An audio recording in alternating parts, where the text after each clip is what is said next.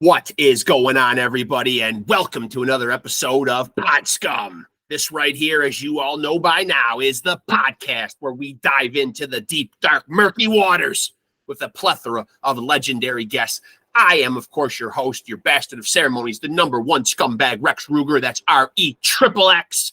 You might also know me as the King of Sleaze, a.k.a. the Hair Metal High Priest, and most importantly, a.k.a. Diamond David Lee Roth Jr. Take a look, folks. Should be pretty undeniable, even to the untrained eye, that you are looking at the son of glam, the front man for the band. Just smoked a few grams. I got a million fans. I'm your ice cream man, Mr. Wop Boppa Loo Boppa Wop Bam Bam. Shazam, hot damn. Ooh, I'm feeling good. And most importantly, I am looking good. As is everybody in the house, including my beautiful audience out there. You know how I get that done, kids. Right there. Coming to you, as always, from the Lavender Lounge of Love, and joined, as always, by the great Keith Hernandez Puppet, a legend in his own mind. And this is, of course, the No Frills podcast. You don't get any frills, but what you do get is so much better, and that's thrills. And that's looking at the face of a rock star. So you're welcome, kids. And if you're watching right now, please make sure you like and subscribe to the channel, and be sure to follow Pod Scum on Facebook for all your Pod Scum updates, i.e. new episodes and, you know, whatever bullshit I want to throw on there. So, you know, there's that. And would also like to say that at the time of, well, never mind. I'm not going to say anything more because our guest is here, and that's way more fucking important. He's here. I'm excited. This one's been a long time in the making, so let's get down to it and chop it up with him on Pod Scum. Let's go. Get him in here first.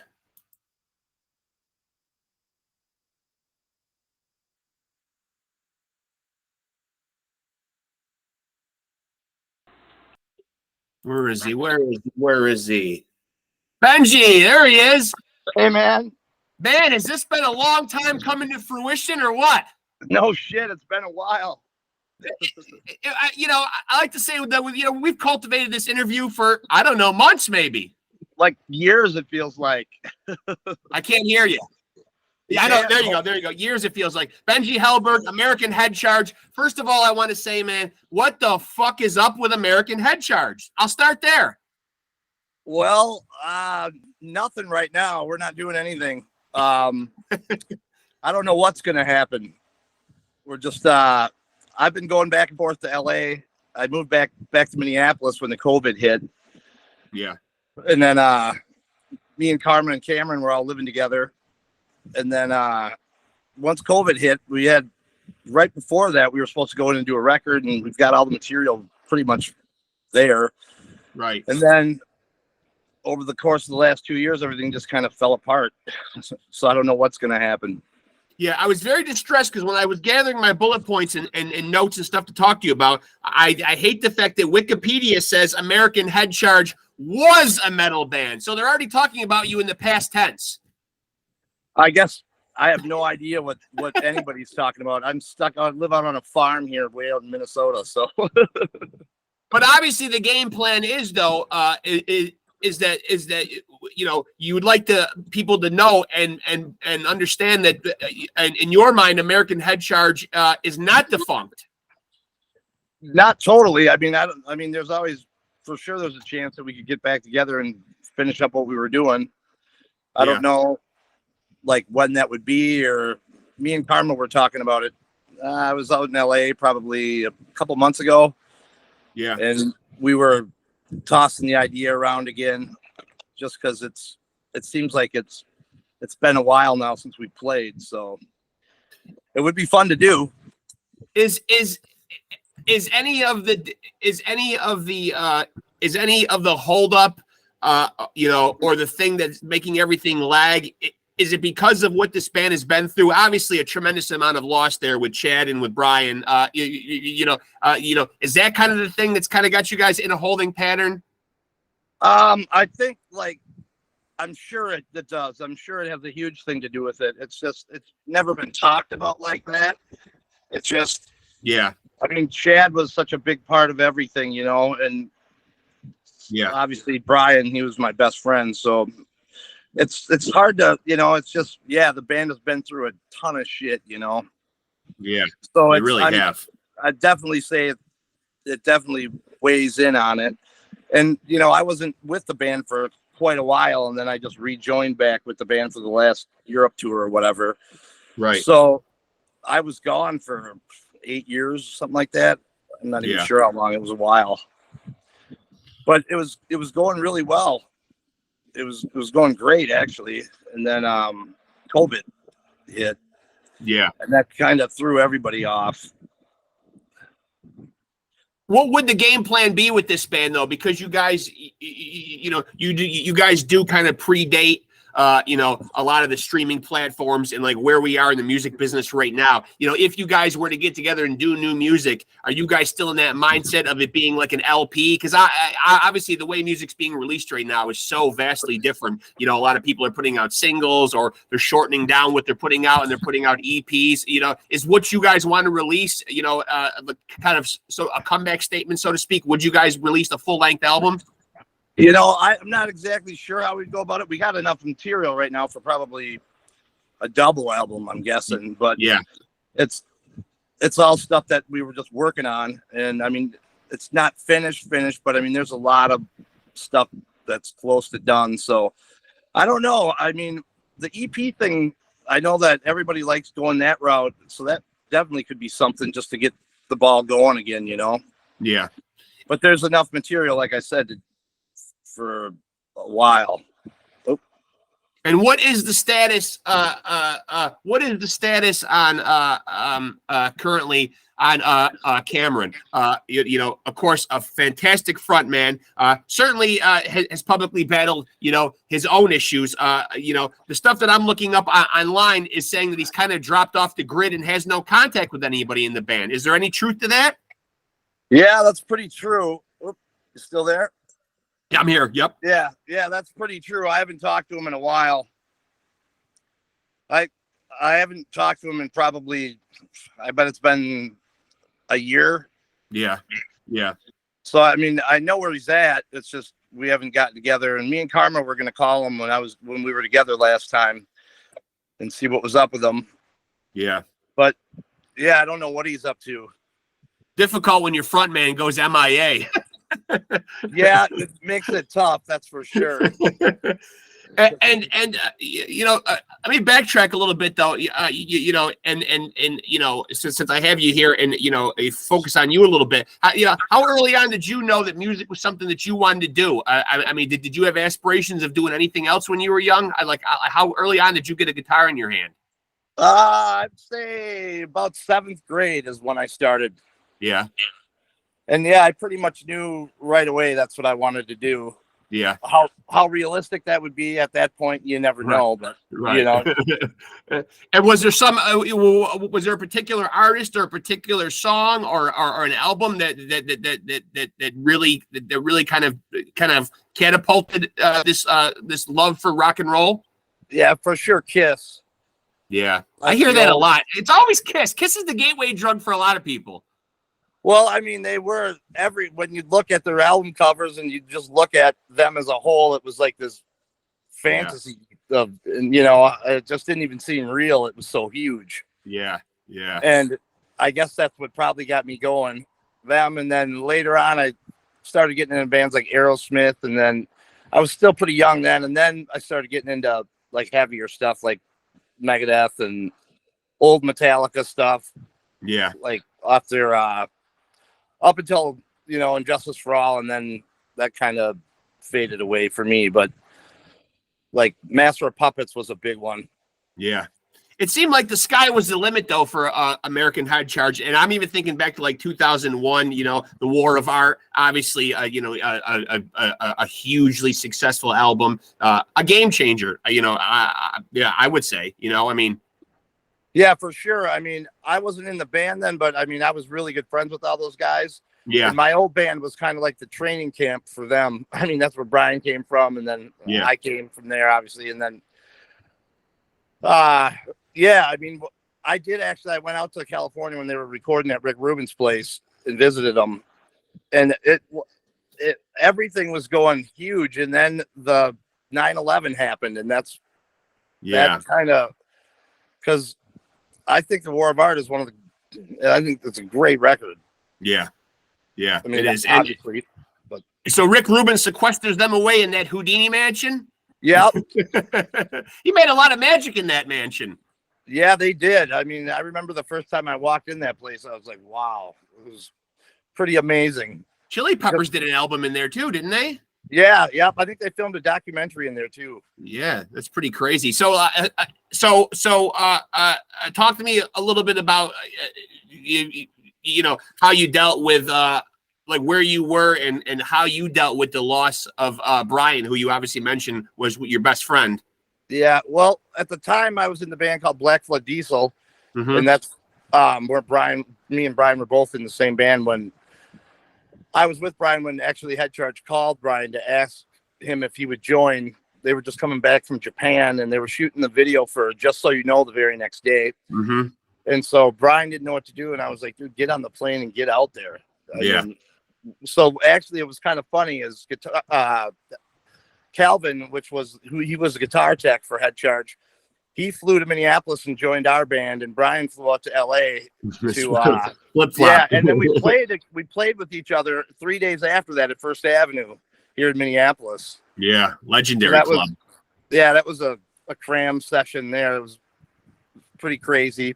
But then Brian went off and did a bunch of touring in the feeding, and then we were at practice for Black Flood Diesel, and I got a phone call from Cameron, and he said Brian had passed away. He had told me someone in the band had passed away, but he didn't tell me who it was. And then I was like, well, who was it? And then he told me. And in the same breath, they asked me if I would come out and just fill in for a few shows because they didn't know what they were going to do. Yeah. And I was like, yeah, of course. So then at the time while we had they had a week off of Brian's funeral and stuff, I was helping Brian's mom put all that stuff together because she had just gotten done with a major back surgery, so she couldn't even like walk or do anything. So I helped her out as much as I could, and then we never even rehearsed as a band before we went and played the first show, but they went pretty well. So and then it was just, it's still to this day it hurts, obviously, but sure, it was just really unexpected. And so right now, all the members, who do currently make up American Head Charge right now, are you guys kind of scattered all over the place? Like, what are what are the main roadblocks that are keeping, obviously, not having a lot of contact with Cameron is certainly a big obstacle. But what would you say the other obstacles are? I mean, you guys say you got the material. Yeah, I don't really know what the obstacles would be. I mean, because the way the world is today, people can get together pretty easily, Right. I mean, right. Yeah. It doesn't take that much. So I think really it would just be us all sitting down together and working out our differences or whatever, and then going ahead with it, which would be cool to do. It's just, I have no clue where Cameron's head is at. And Justin, I haven't talked to Justin in a little while, but I see his name popping up once in a while. We talk once in a great while. It's probably been 6 months at least since I talked to him. Yeah. And I did talk to Aaron, the old keyboard player, just about 3 weeks ago. He's in town here. He's living back in Minneapolis. So yeah, So do you have a musical outlet right now though? Like, how are you getting your creativity out? Are you involved in any other endeavors or any other projects? Well, I've been goofing around here and there, but I've been painting a lot. Like, that's been my main thing. Yeah. But yeah, I mean, I've got some stuff too. I've got some different people that I goof around with, like making some beats and stuff like that for some rap guys or whatever. And yeah, I've got a few things that I do up in Las Vegas once in a while, but I'm not playing as much as I used to. Playing a lot of foosball. At least you're keeping the hands busy. Yeah, for sure. And but if you guys got back together to do new music, like what would it look like as far as like, of course, just speaking specifically of yourself, obviously, would the end game plan be to get out there and like tour this new music? If you were to put it down, like, would you guys still want to go out and play live? Yeah, for sure. That's what we love doing the most, I think, Yeah. I mean, that's what I really miss is playing live. Yeah. Because the studio, I'm not a huge fan of it, really. I mean, it is what it is. It's just kind of, I don't know. It can be okay, but it's just a lot of monotony, waiting around and picking your nose for. It's boring to me. But I do like playing live. I love that. Is there an itinerary that works good for you, like where you are at this point in your life? If you went out on said tour, because obviously the narrative in your life changes as you get older. Significant others enter the fold, or children, or maybe a job that keeps you from traveling a lot. Like, are you able to work that out, like a comfortable touring schedule? Yeah, I own my own business, so. Oh, that helps. That helps. I mean, I pretty much always have my own schedule, so that helps a lot. Yeah. And I can pretty much go wherever, be wherever, whenever I want to. So the last American Head Charge album was Tango Umbrella, if I'm not mistaken, correct? Yeah. So 7 years we're talking about since it's been since the last album. Fuck, it's been that long already, huh? What do you guys think you are? What do you guys think you are? Metallica? Tool. No. Tool, yeah. That's too much inactivity, though, right? Though, I mean, like nowadays, though, man, it really is like a hindrance to be inactive for too long, because it seems like in the music business today, everybody wants to keep, i.e., I think that's why the singles market is so popular now, because people are just so afraid of being forgotten about and not being relevant. Yeah, see, that's the thing about this band is nobody's ever really given a shit about anything. It's just like, if it happens, it happens. And right. I'm not saying that's the best business model by any means. It's not. But that's just the fact of the matter. I mean, it's just, I mean, everybody in the band is about as real as you can get. Yeah. And so there's problems, put it that way. And when you're sitting on this material, though, that you guys have created, though, and you're saying you've got enough, possibly for 2 albums, what's the creative process like, or what was the creative process like arriving at this material? Did somebody have the lion's share of the ideas? Was this collaborative where you guys got together and wrote this stuff? Well, we were all me and Cameron and Karma were living at Karma's house in LA, and we each had like little studios in our rooms, and then we had a bigger studio actually. And then when we have something solid, we just go over across to the bigger studio and kind of lay it down, the ideas. And between 3 of us, every one of us can write. So right. It was like a little music factory kind of. Yeah. But none of the ideas, I never heard any of them finished. There's just a lot of them. Yeah. Yeah.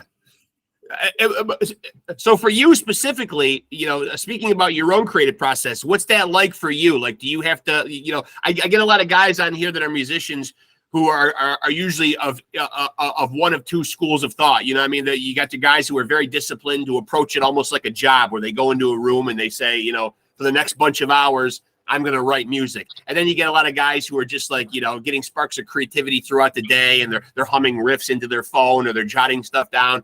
How does it work for you? I do both.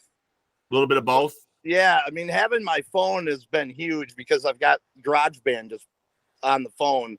Yeah. So if I get an idea, I can just hum it in there or whatever, or I'll just record it on my phone just through the air. Yeah. And then I'll wait till I get to my house or wherever and lay it a little bit more better sounding version of that. Or you can sit in your bedroom and do the whole, I'm going to work from noon till 4 or whatever you want to do. And I would do that too sometimes. And it would just force some ideas out. Like just right. Normally the best ideas don't usually come that way, but sometimes they do. You never know. Yeah. Are all the guys, who are currently in the band, though, and obviously, you mentioned, a long period here of not talking to Cameron, but are the other guys that you're in contact with, do they seem like they're on board with wanting to continue on with American Head Charts? Is there enthusiasm from the other surviving members? I don't even know, because when we talk to each other, we don't even talk about that. We Yeah. just see how everybody's been doing, just like in their life or whatever. So it seems pretty dormant right now as far as the band goes. But like I said, that could change in one phone call. Right. Is that frustrating to you? Is that frustrating to a creative type or like yourself? You feel that frustration, exuding from any of the other guys you're in contact with?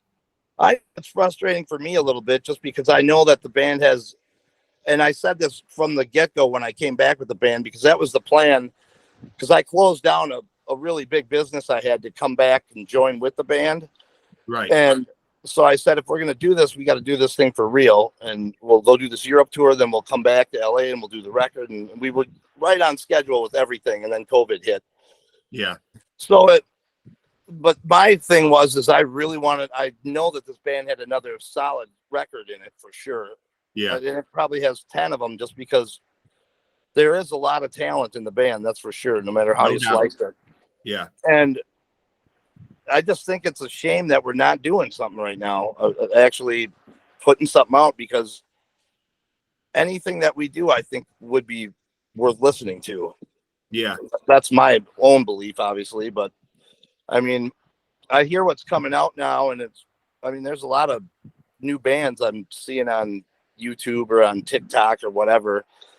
And I haven't seen anything that's really, really like just grabs me. I like that Gojira band quite a bit. Yeah, they're great. Yeah. Yeah. Yeah. But so do you feel like well, I certainly feel like, as a fan, and I'm sure people would share the same sentiment, that that obviously, I think people, speaking to your point earlier, I think people do think that this band certainly, has a lot left to offer. And I think people, are probably like kind of taken back by the the abrupt stoppage of everything. yeah, it was unexpected, really. I didn't think it was going to stop like that. I don't think any of us did. We had shows booked, actually, and then COVID hit. Yeah. We had like 5 shows in California booked that we were going to come out and play a bunch of the new material for. And actually, Jeremiah from Head PE was going to be playing drums with us. Mm-hmm. And I think we had 5 shows booked. And so we were ready to do those, and then with COVID, everything stopped. And then right, that was just too much of a breakage, I guess, to hold everything together. But do you hear any kind of clamoring, like, from fans? Like, obviously, I've reached out to you, obviously, to do the podcast and try to unearth, like, some of the answers to this stuff. But are you hearing from other people, or any of the guys hearing from other people? Because obviously, when the band was going well and consistently putting out stuff, there was a good fan base there. Yeah, there surely was. Yeah, I do hear all the time from people. Like, some kid just called me from that Sick Fest or whatever it was, and I think it was in Nevada. Yeah. And he said that we were like one of the most highly rated bands that they voted to want to play that next year or whatever. Yeah. And then I've heard from different people here and there that, they really wish the band was going. And I saw something in Metal Hammer. I don't know how old it was, but the War of Art came out and it was in the top 20 best new metal records of all time. And I was like, wow, that was pretty shocking. Easily. Yeah, easily. I would agree with that. So the last time you did talk to Cameron, and you did say that this has been a long time, and I certainly don't want to put words in his mouth, but did you get a sense of where his headspace was around that time, and how enthusiastic he was about pursuing any musical endeavors? Well, we were still on board to be doing it. And then that was the last time I talked to him. And then he went off the map. When you say went off the map, what does that mean? Is he like living like off the grid somewhere? No, I mean, I know he's in California somewhere, like in LA, somewhere around that area. Okay. I just don't know exactly where. And I don't know what he's up to. As far as I know, he's surfing a lot. Yeah. which probably can spur some creativity. Yeah. No, I know he loves the ocean and all that stuff. So who knows what Cameron's up to? Did he seem like he was in good health, though? Because obviously it's been pretty public. He's battled his own demons as well. I don't think anybody who's a fan is unaware of that fact. Yeah, I don't want to get too into all that stuff, but Fair enough. I mean, you can probably draw your own conclusion. Fair enough. Yeah. But has there ever been any thought whatsoever from the other members about possibly personnel changes? I know it's Cameron's band or whatever, but have the other guys talked about doing anything with the guys that are interested in doing stuff and kind of proceeding on, even if it's not under the American Head Charge banner? Well, me and Karma were jamming with Evil Jave. He was in OTEP with them, and Yep. we jammed a few times. And then Jeremiah was going to come over and jam, but yeah, we did play a few times goofing around, and that was fun. But that was, just for fun or whatever. We weren't expecting to do anything crazy. But no, I haven't really talked to anybody about what they're up to. I think Justin had something kind of going on. He was playing guitar. I went and saw one of his bands that he was playing guitar in here in Minneapolis. That was probably a couple of years ago. Yeah. Well, just know out there, I just want my audience to know out there that me and Benji are putting our heads together and trying to figure this fucking thing out. I mean, it's probably incredibly frustrating for the large fan base that you have out there, to know that, that there are members of American Head Charge out there, man. And I'm sure there's people that want stuff from you guys. Obviously, there's an anticipation, and I think sometimes when the plug gets pulled on something abruptly, there's certainly like that, just wanting to see what could be. I'm in the same boat as you guys. Yeah, exactly. You are. I know. I mean, I was a huge fan of the band before I got in it, so I mean, I feel like a fan who got lucky to play with the band in a weird way. Yeah. But no, I would definitely love to see us do some more. Yeah. I mean, it's certainly a band that absolutely crushes fucking live too. I mean, like that's really where I think you guys are missed the most. And I gotta believe that if you guys were to come back, I mean, if nothing else, the festival circuit would be a buzz. I mean, I'm sure the offers would be pouring in to get you guys on these festivals.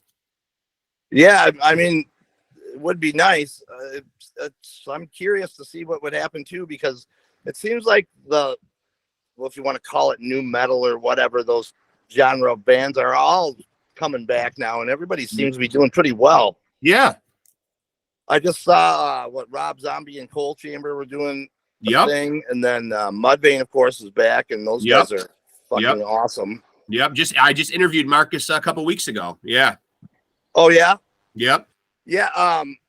I know we've always had a really good relationship with Mudvayne, and I'm sure if we would have had our shit together, they probably would have asked us to come out and do something. Yeah. Actually, they did. Or that was with Hell Yeah. I'm sorry. Yeah. But yeah. And so talk to me a little bit about the painting then. Like, obviously, if you're not getting the creativity out with the music, does the painting kind of, for lack of a better term, like sort of scratch that itch for you, like creatively? Yeah, it does. It definitely does. My paintings are kind of odd. Yeah, that's all right, though. I mean, I think the odder the better when it comes to art, though. Yeah, that's what I'm into too. I mean, my whole family's all artists. Like my dad's a sculptor, my grandma's a painter, so my grandpa was a musician. So, but art like painting and drawing, I never even thought of trying to do it. So it's been fun, something new. Are there guys out there, you've been playing guitar a long time, and I always hate to word the question because I feel like everybody's on record somewhere saying who their quote unquote influences are. But who are some guys out there who are guitar players that you will perk up your ears when you hear them play and that you're a fan of? Jakey Lee, for one, for sure. He was one of my favorites. Yeah. And it was cool because I got to jam with him a few times. We became Really? yeah. Karma actually was living with him for a little while. Okay. So we were starting this side band up together. So it was cool, but that didn't end up happening either. It just kind of fell away, but that would have been cool. But Jakey Lee is definitely one of them. Of course, Hendrix. Yeah. And then so many of them, Eddie Van Halen, of course. You can't be a guitar player and not name those guys, right? Yeah, exactly. Yeah, then Alex Skolnick was a huge Testament. Yeah. He was always really good. And to be honest with you, the best player I've ever known was my guitar teacher. And he couldn't play in front of people. He had stage fright or something, but he was probably one of the best guitar players I've ever seen ever. Wow, how ironic that he couldn't play in front of people. No, he got stage fright so bad he couldn't play. But when it would be me and him in the room just playing, he would just pull off. A lot of the stuff these guys I see are doing nowadays, they're playing with two hands and stuff, like they're tapping on the fretboard. And crazy stuff. Yeah, and like they're playing the acoustic with the rhythm, kind of slapping the body of the guitar and whatnot. They've gotten really good. What's that one band, Prolifia or Paul? I can't even think of their name, but their guitar player his name's Tim something, but he's just unbelievable. Yeah. Polly, what the fuck? I can't think of their name. Are you still in Minnesota? Yeah, I am right now. Yeah. Yeah. The home of one of my favorite artists of all time, the great Prince. Yep. Actually, who lives right down the street from where I'm at right now is Bob Dylan. Really? Yep. He lives about a mile down the road. And you've seen him out? I haven't. The people around here, they see him all the time. A buddy of ours used to be the caretaker for his property. So I know his son, he's got a recording studio right there too. Music, so, but Minneapolis, that whole Minnesota area though, man, a lot of times it doesn't get the credit it deserves, man, but a great music scene there though.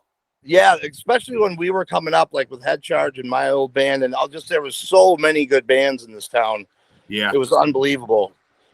I mean, only a few of them ended up getting record deals, but there was a lot of good bands then. I don't know what the scene is like nowadays because I don't really check it out that much.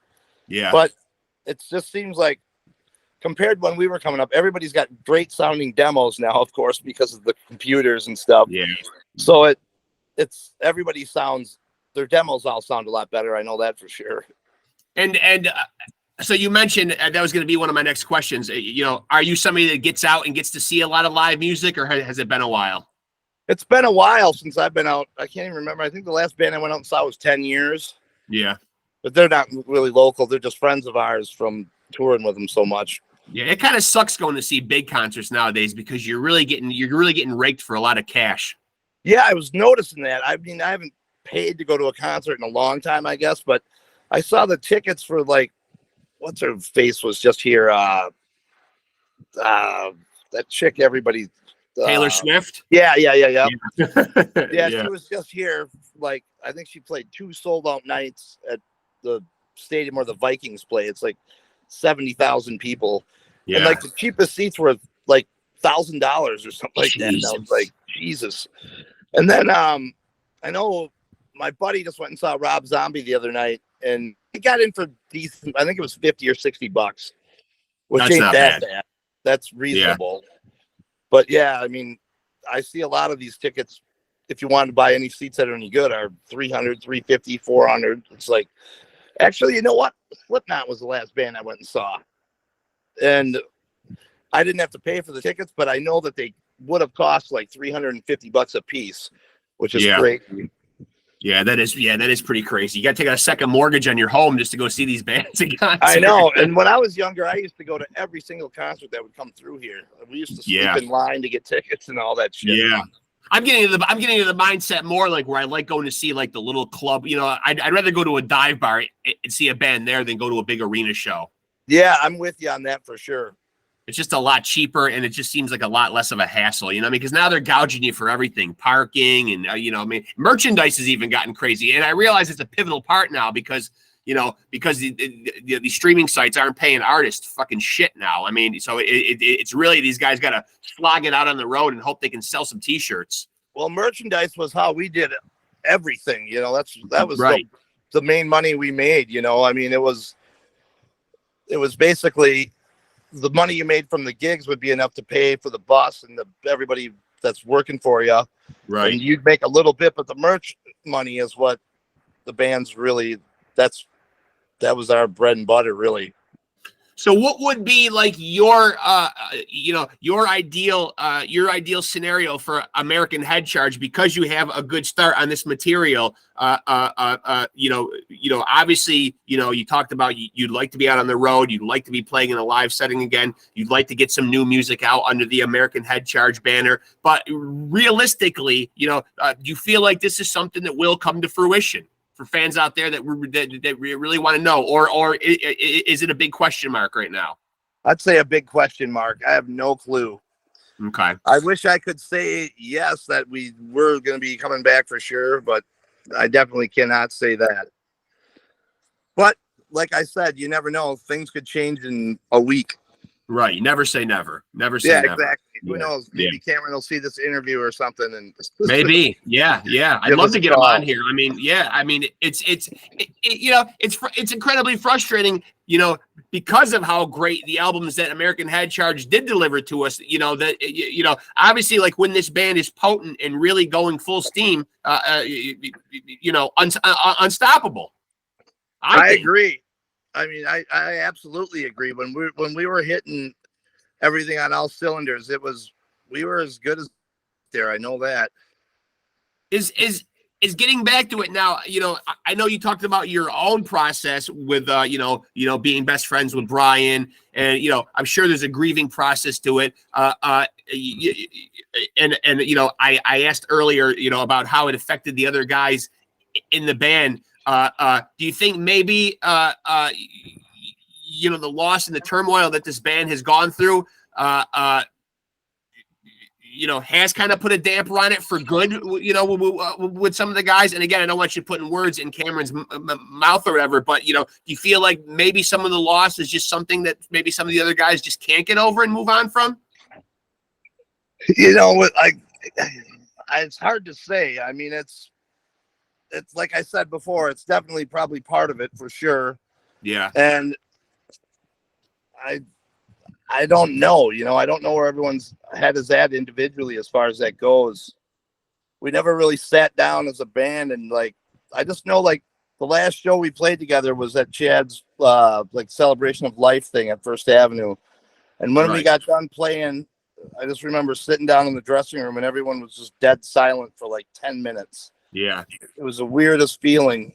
I mean, we felt good about that we played, and it was all for Chad, but it was just like this. That's when the reality set in that he's actually gone. He's not here with us. Like a wet blanket thrown over everything. Yeah. Yeah. Everybody just sat there kind of like, what the fuck just happened? Yeah. Because everybody's so used to getting off stage and sitting in the dressing room, and usually we're goofing off or fucking around or whatever right when you get done. But that night it was pretty heavy. Like everybody just sat there, and I think it kind of, it just started to hit us really what was going on. Right. And then we started to pick the ball back up again, or we thought we were going to, and then it just kind of fell apart. Well, you know what, man?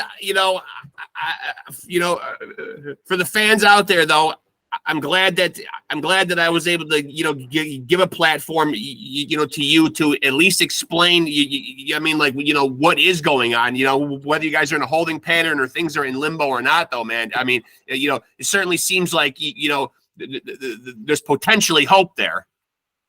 Oh yeah, for sure. I mean, I would never say never with this band. I mean, never, because you never know what's going to happen. That's definitely a fact. Yeah, I really appreciate the time. I'm glad we finally got a little bit of time to actually set aside and actually get this done. I know that we've talked for months and months and months and just schedules and just shit going on or whatever. So I'm glad we finally got a chance to do this. I wish we had more answers for the fans. I'm sure I wish I did too. too. If I hear of anything or if we get anything else going for sure, I will definitely let you know right away. Please do. Yes. I'd love to. Yeah, I'd love to have you on again because that's obviously, extremely exciting news. I think when any of these bands get back together again, I've had the good fortune in the last couple of weeks of talking to a couple of guys from Forbidden. Remember the Bay Area band? Oh Forbidden? yeah. And they're getting everything they're kind of having like a rebirth. They found a new singer or whatever, and like they're kind of getting things back up again. And it sounds like as I mentioned earlier, the festival offers are coming in, and people love nostalgia, and I think what's old is easy to become new again. You know what I mean? So there's always hope. I mean, I think tomorrow if American Head Charge says they're back, I think they're right there again at the top of the scene as an important band. I think that would be great if people still thought of us like that. Yeah, it would be awesome. But I agree. I mean, I think that the band could be for sure. I mean, because live, I don't think we're as good as any band out there. I know that. No question. Yeah. And I mean, and it's funner than hell to be doing. I wish we were. I know. And it sounds like you've got a certain amount of frustration with it too, because obviously, man, you want that guitar in your hand. You want to be out there like doing what you love to do. Yeah, I mean, that would be ideal because, it's been too long now. I believe. It would be nice to get something going again. Well, I'm glad you're aware that the fans are still out here though, and that the fans are still, I want to say.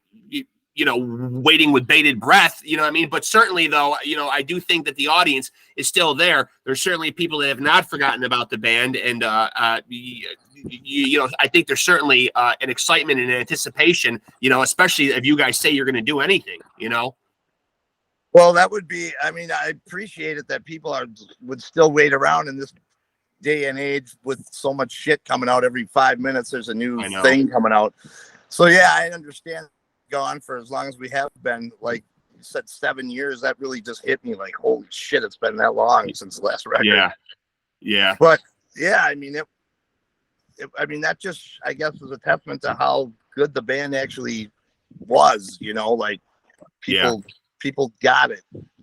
Yeah. So hopefully we'll get it and get some shit moving. Yeah.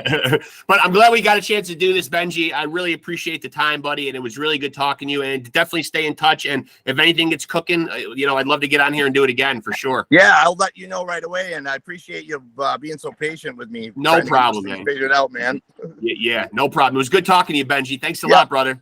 All right. You take care, man. Soon, buddy. Yep. We'll see ya. All right. Later. Yep. Later.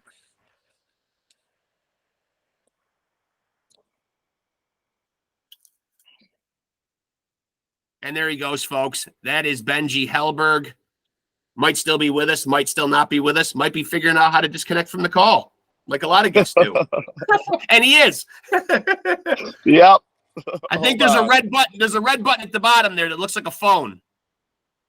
I don't have that button. Maybe right there. Let me just see here.